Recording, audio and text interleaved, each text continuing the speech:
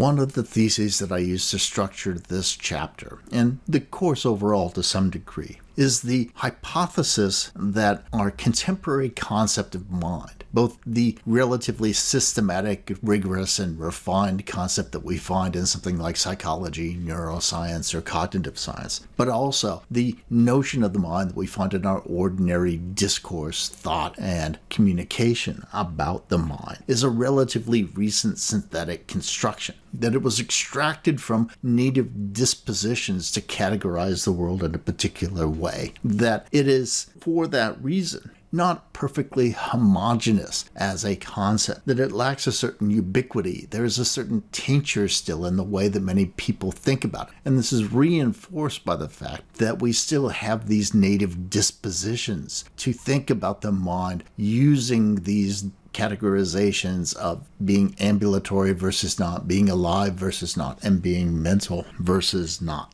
When you extract a concept from ordinary usage or pre-theoretic thought for the purposes of trying to develop a systematic treatment of a domain, first through an ontological framework and then through successive refinements into a scientific treatment of a domain, you'll find that there are three general stages.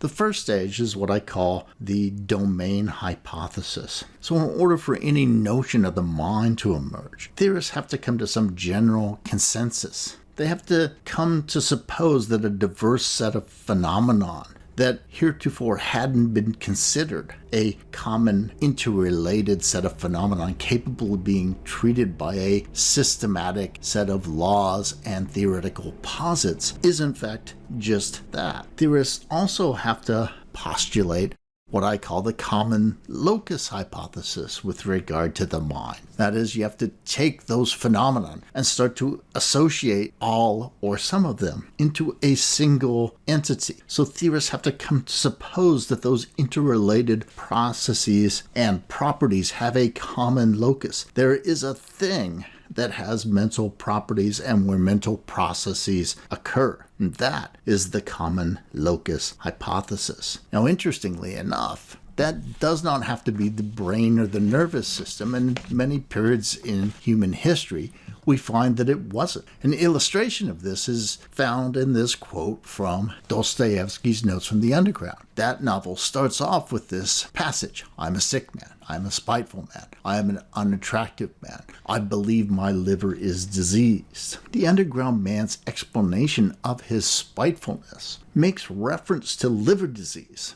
And in fact, that was a common mode of explanation for many mental dispositions or properties or character features during his lifetime, and still to some extent today. Now, when theorists come to associate a set of processes or properties within a domain with a common locus, what we oftentimes find is that concept, as it starts to emerge, really is not very systematic or rigorous or consistent. It's not refined enough. That process of property and process accretion to that single common locus doesn't generate a perfectly rigorous scientific concept. And so what we find in the development of concepts when we see the evolution of a scientific treatment of a domain, as well as in this particular case, is we find a sort of conceptual distillation going on. That is, we find that people are trying to now sort out